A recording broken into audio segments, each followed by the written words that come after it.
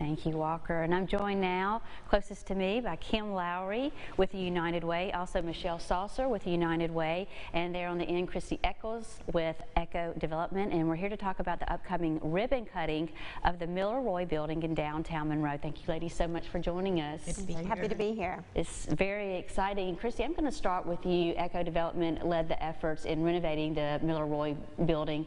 Talk to us about some of the history of the building. Sure. Well, this is a very special project. I mean, it's essentially an affordable housing project with two buildings, but one of the things that makes it really special is that one of the buildings is this historic building built in the 1929 by a doctor and dentist who basically just led the way for professional development and entrepreneurship in the African American community. So it's been a pleasure for me to dig into that history and just learn more about the inspiring stories of these gentlemen and everyone that participated in this building during that time period.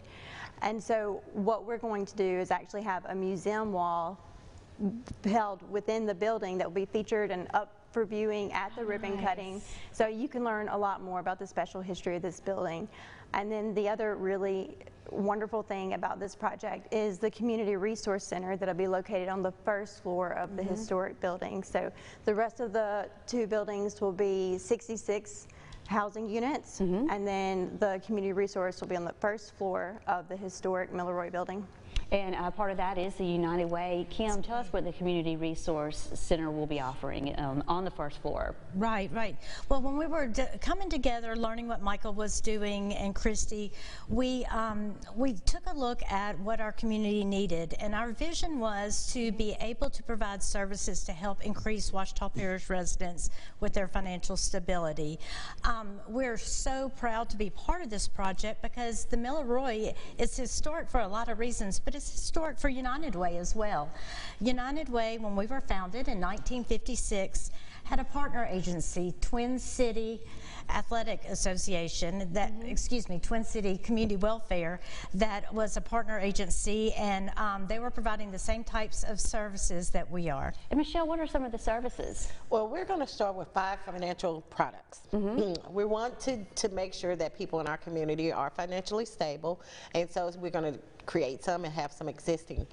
We have 211, which is an information and referral system that connects people. Our front desk person is going to be able to do that for our community. We're also going to have financial counseling. We found that people will have access to that through our financial counselors.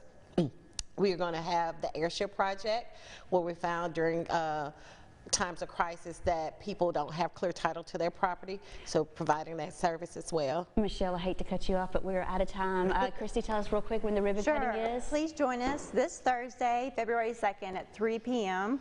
to celebrate and learn all about this wonderful project. We're so excited to finally be able to share it with the community. I can't wait. Thank you so much, ladies, for coming on the show. It was great to have you. Thank you. And still ahead on Louisiana Living, we'll be headed to the kitchen joining Simply Southern. They are making a king cake